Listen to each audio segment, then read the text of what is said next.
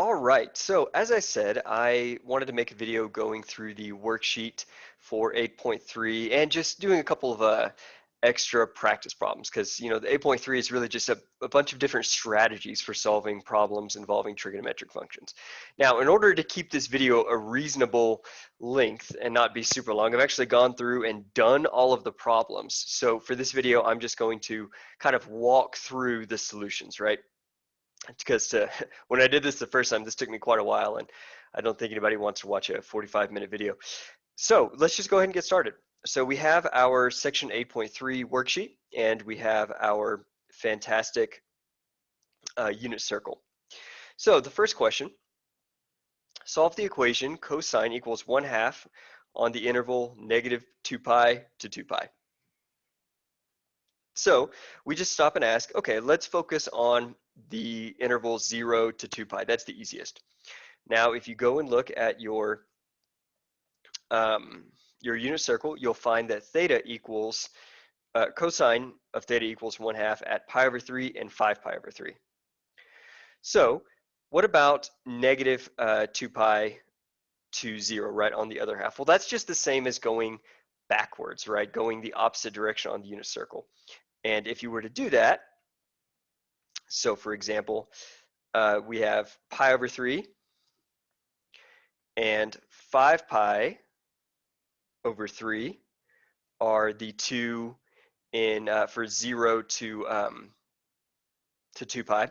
But if we're going the opposite direction, well, this 5 pi over 3 is actually just negative pi over 3. And if we keep going, this pi over 3 is actually just negative 5 pi over 3.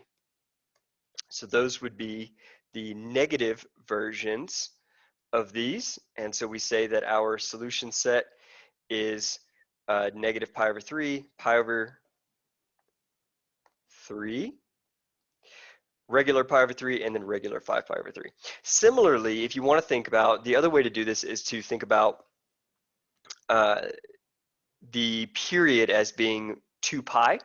So if you were to do theta, if you did theta plus, if k was equal to 1, so you did these two thetas plus 2 pi, you would end up going beyond 2 pi. So that's not going to work. But because we're allowed to be in the negative, negative 2 pi to 0, if we were to subtract 2 pi from each of these, so k is equal to 1, or excuse me, k is equal to -1, then you actually end up just getting these as well, this negative pi over 3 and negative 5 pi over 3. So you can think about it in terms of, all right, what happens if my unit circle, if I go the opposite direction, which is from 0 to -2 pi, or if I think about it, okay, what's my periodicity of cosine, which is 2 pi. So my equation is, I have theta equals pi over 3 plus 2k pi, and theta equals 5 pi over 3 plus 2k pi. And if my k is -1, then I get these original solutions back. Okay, how about number 2? So now we're going to find cosine of pi equals 1/2, and we want all of the solutions. Now we already found earlier that theta equals pi over 3 and 5 pi over 3. But we're actually going to do the second strategy for the first problem and say, okay, I know the periodicity is 2 pi, so I can just take my first angle, so theta equals pi over 3 plus the period, or k times the period, right? So plus 2k pi, and then theta equals 5 pi over 3 plus 2k pi. Now, one thing I want to point out here is that this theta over 3 and 5 pi, or excuse me, this pi over 3 and 5 pi over 3, that's not a difference of 2 pi, right? You can go through and play with that yourself, but it wouldn't be correct to just say, all right, I'm going to just have pi over 3 plus 2k pi, and that will get me 5 pi over 3. That's not correct, right? If we look at our unit circle, this whole circle is 5 pi, excuse me, is 2 pi, and I actually have two angles, right? Pi over 3 and 5 pi over 3 that give me my cosine of 1/2. So it's not fair to say, or it's not correct, excuse me, to say, all right, I'm just going to add pi over 3 to 2 pi and get this 5 pi over 3. That's not what will happen. If I take pi over 3 and add, right, if I start right here and I add 2 pi, I actually go all the way past 5 pi over 3 and I come back to here. So the question is, how do I hit this 5 pi over 3? Well, I just have to include it, right, as one of the other angles, and then begin adding or subtracting periods. So we end up with theta equals pi over 3 plus 2k pi, or theta equals 5 pi over 3 plus 2k pi. All right, so for this one, we're going to solve 2 sine theta plus pi over 3 equals 0 on the interval 0 to 2 pi. So we're going to do some simple algebra. We'll bring the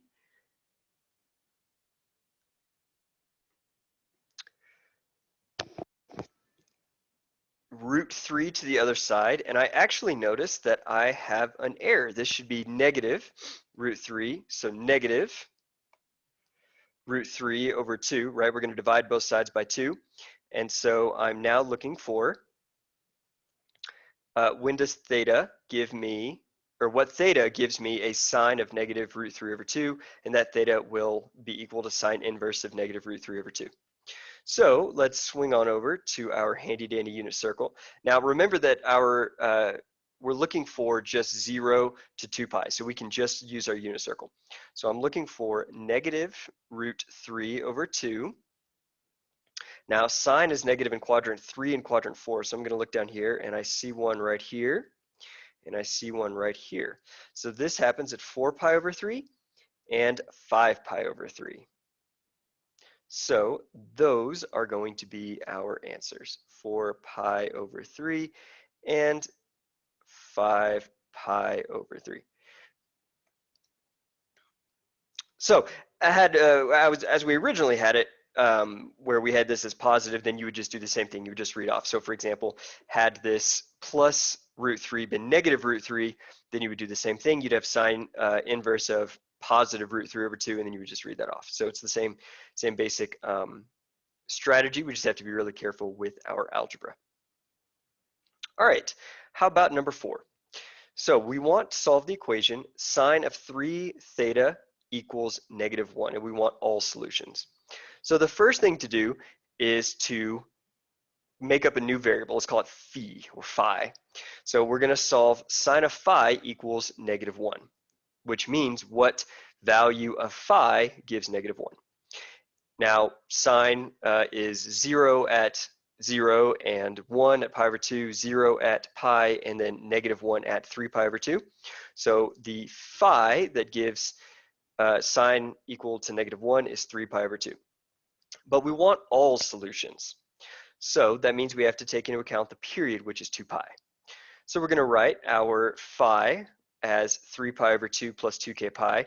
But now we have to be careful because remember, our phi is actually equal to 3 theta. So we're going to substitute phi for 3 theta, and we get 3 theta equals 3 pi over 2 plus 2k pi. And we're going to solve for theta by dividing both sides by 3, which gives us theta equals pi over 2 plus 2k pi over 3. And that's it. This will actually give you all the solutions to the original problem. Okay, number 5. So now we're going to solve for the exact same thing, but instead of all the solutions, we just want the ones that are between 0 and 2 pi. So we already know that theta equals pi over 2 plus 2k pi over 3, right? That's just the direct, I just grabbed that directly from above. So let's start plugging in values of k and see what happens. So if k equals 1, you get pi over 2 plus 2 pi over 3. We're going to, in order to add these properly, we have to have the same denominator. So we're going to say, all right, pi over 2 is actually equal to 3 pi over 6, right? Because 3 divided by 6 is 1/2. And then 2 pi over 3, we're going to multiply the top and bottom by 2 to get 4 pi over 6. Now they have the same denominator and we can add them. So we have 3 plus 4 pi is 7 pi over 6. Now 7 pi over 6 turns out to be in our domain, or our, our allowed interval. So 7 pi over 6 works. Let's try k is equal to 2. So in this case we get pi over 2 plus 4 pi over 3. Doing the same conversion, we get 3 pi over 6 plus 8 pi over 6, and we get 11 pi over 6. That turns out to also be in our domain. But it should be obvious by this point that if we try to go any higher, will be outside of our domain. So our k stops at 2. Now, let's try to go the other way. What happens if k is equal to -1? Well, if k is equal to -1, we get pi over 2 minus 2 pi over 3. Doing the same conversion, we get 3 pi over 6 minus 4 pi over 6, which gives us negative pi over 6. That is less than 0, so that's actually outside of our domain. So our solutions are just when k is equal to 0, right? When k is equal to 0, you just get pi, which is in the interval 0 to 2 pi. When k is equal to 1, which is 7 pi over 6, and when k is equal to 2, which is 11 pi over 6.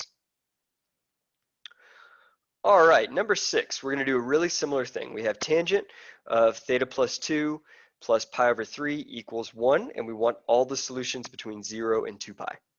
So first things first, we're going to make our lives a little bit easier and call it phi, or phi. So phi equals theta over 2 plus pi over 3. So we want to solve tangent of phi equals 1, and this happens at pi over 4. Now, in general, with tangent, we want to focus mostly on the interval 0 to pi, even though our original interval is 0 to 2 pi. And the reason is because it just repeats itself every pi, right? If we were to try and go back to the unit circle, and we would find two different solutions, right? Because the unit circle is 0 to 2 pi. So in fact, we expect, because tangent repeats itself every pi, we expect there to be two solutions. But we're actually just making ourselves, our work a little bit harder. We can just focus on 0 to pi, and then we'll see that we're going to necessarily find the second solution that would be on the unit circle.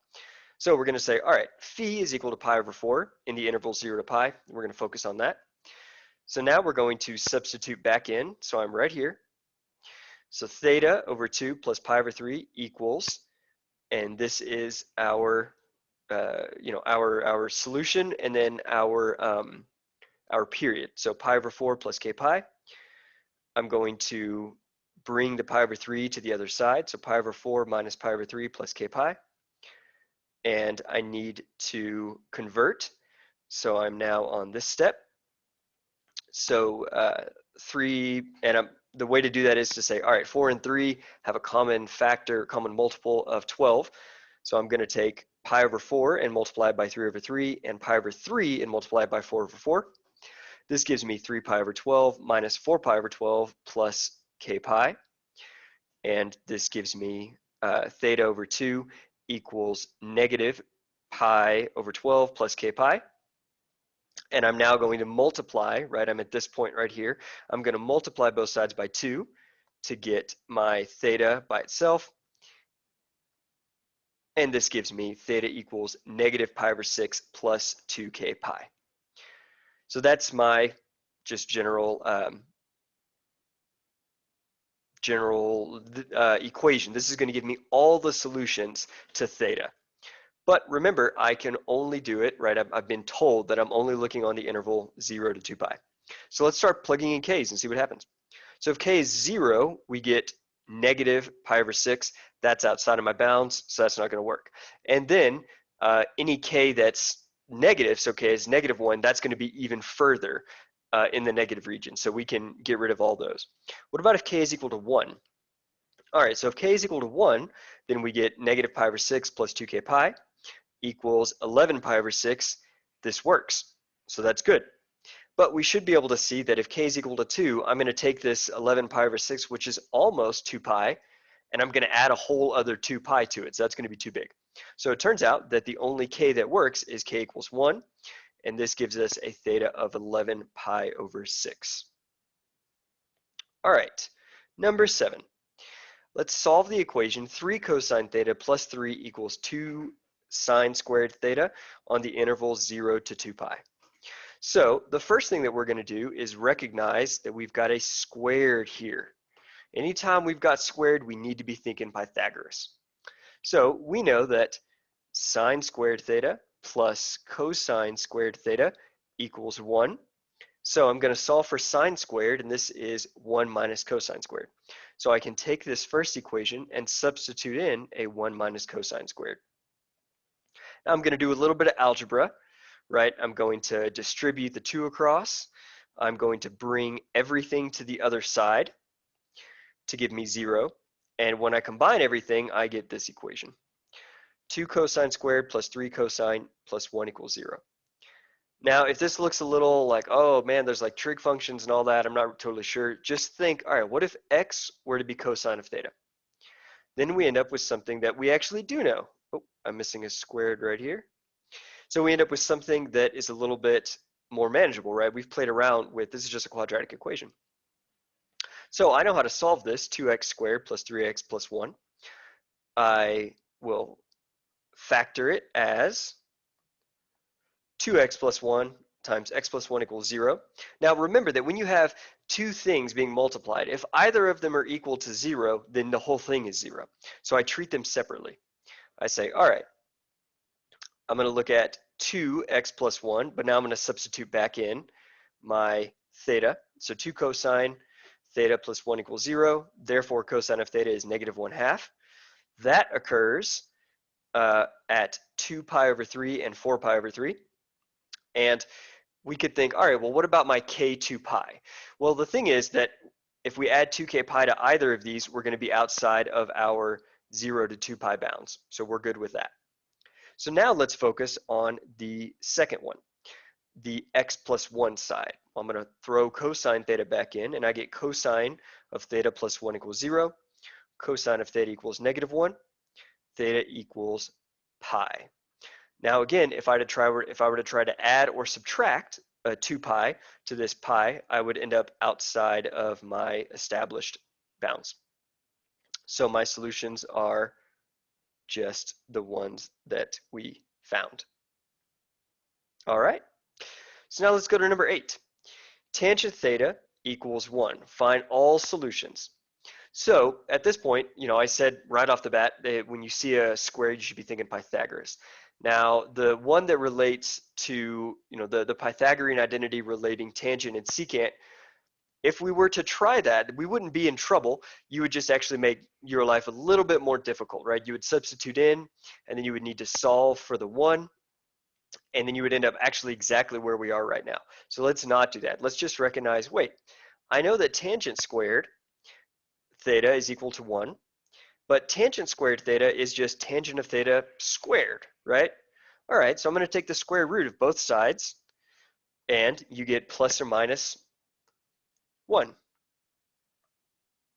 So let's focus on the first one. If tan theta is equal to 1, this happens when theta equals pi over 4 or 5 pi over 4. Now I got these directly from looking at the unit circle, but we end up with the same situation where this 5 pi over 4 is actually just pi over 4 plus pi. So I don't actually have to worry about it, right? If I'm thinking, all right, my pi over 4 plus k pi, the 5 pi over 4 is actually taken care of in that. So I read this off the unit circle, but it's extraneous. And in fact, it is actually captured with just this piece, right? This 5 pi over 4 is included in pi over 4 plus k pi. So I'm not going to worry about that. The second one is when tan theta equals negative 1. All right, so what happens then? Now we get theta equals 3 pi over 4 and 7 pi over 4, but the 7 pi over 4 is the same situation, right? I read that directly off of the unit circle, and I know that my period of tangent, is just pi. So this 7 pi over 4 will actually be subsumed, so to speak, by this equation here. And so I can just have my solution set as theta is pi over 4 plus k pi, which will actually guarantee that I'll land on 5 pi over 4, and 3 pi over 4 plus k pi, which will guarantee that I'll land on 7 pi over 4. And this is all solutions. All right. How about using a graphing calculator to solve a trigonometric function? So we have theta equals sine inverse of 0.4. Now we remember our interval, and this is a fine interval for sine inverse, or a fine x value for sine inverse. So we're good there. Now if you plug this in your calculator, it's going to give you 0.41 radians or 23.58. But the question is, all right, is that the only time that it's going to hit that, right? We can't just stop there. So let's think. This is a positive value of theta, right? So sine is positive in quadrant 1 and quadrant 2. So I actually expect to hit this, right? I can look at 0.41 and say, all right, pi over 2, yeah, we have this recall over here, right? Pi is 3.14 and pi over 2 is about 1.57. So this 0.41 is between 0 and 5.17. So this is in quadrant 1. So we know that it's going to hit again in quadrant 2. So I've got this theta 1, and the question is, how do I find this theta 2? Well, I'm going to use a reference angle. I'm going to say, look, this theta 1 is going to be the same, right, in quadrant 2. I guess my lines aren't very good, but they should be the exact same angle in quadrant 2. So if I know that this angle right here is also theta 1, well, this theta 2 is just equal to pi minus theta 1, right? If this whole distance is pi, then the green distance is just going to be pi minus theta 1. So we get theta 2 is pi minus 0.41 is about 2.73. So these are our solutions. Now, for the second problem, we end up with a pretty similar situation. I've decided to consider secant theta equals -4 and take the reciprocal of both sides because cosine is easier to deal with than secant. So cosine theta equals -1/4. And so we're going to do cosine inverse of -1/4. And this gives us about 1.82 radians or 104.48 degrees. Now, this is in quadrant 2, right? This is between 1.57 and 3.14. So this is in quadrant 2. Now, we know that cosine is negative in quadrant 2 and 3. So it's going to hit again in quadrant 3. So we have a really similar situation to what we had before, where I'm going to find my reference angle. So my reference angle is, if this is my Q1 goes all the way from here to here, well, my reference angle is just this distance, right? The extra distance to the closest x-axis. Now, if this whole thing is pi, then my reference angle is just pi minus 1.82 is 1.32. So that's my reference angle. But this means that it's the same reference angle in Q3. So the question is, how do I get all the way to this angle? Well, this is just pi plus my reference angle, right? So theta 2 is pi plus my reference angle is 4.46, and that gives us our two solutions. All right. So let's use a graphing utility to solve the equation x equals 5 cosine x plus 0. So if you have a TI-89, I believe there's a function that will allow you to plug this in and do all that, but I don't necessarily want to focus on that. I want to think more of an approximate way to do this because not everybody has one of those. So I want to use Desmos to show you a rough idea of how to do this. So I'm going to stop sharing and I'm going to share my Desmos. So the way this works is I'm going to go in here and I'm going to type in y1 equals x plus 5 cosine x. My y2, right, we'll call this y2, equals 0. Now, for whatever reason, it was doing this earlier where it was giving me this little play button. And so I had to get rid of this 2 to be able to just show it as a single graph or as a single line. So what ends up happening? All right, so I'm going to turn it on. And so this is what the equation of y1 equals x plus 5 cosine x looks like. That's kind of cool. Now I'm going to turn on my second equation, y equals 0. And, well, I didn't actually really have to because that's just the x-axis. But how would I use this to estimate about what my what my intercepts are? Well, I'm going to look, or excuse me, what the solutions are. Well, the solutions are where they equal each other, right? Where y1 equals y, or where they intersect. So I'm just going to swing down here and zoom in a little bit and see, well, this looks like it's about negative 1.3. So for me, I'm going to say, you know what, that's a pretty close estimate. So I would say negative 1.3, but we see that it intersects twice more. So let's swing on over here. All right, I'm going to focus on this one. So this is like right at about 1.95 or so. So I'm going to just estimate it at about 2.0. And then this one over here, this is about about 3.84 or so. So I'm going to leave it at about 3.8. So I can go over here to my OneNote and say that my solutions, my approximate solutions, and again, if you have like an intercept function on your calculator that will give you an exact intercept, but just playing around with Desmos, we get that our solution set is approximately negative 1.3, 2.0, and 3.8. Now, if this 0 had been different, say 1, that's fine. You would just go over to Desmos and change it to, this could be 1. So let's zoom out and see, all right, it's now going to intersect about here, here, and here. So then you would just zoom in on those and give a rough estimate for where they intersect.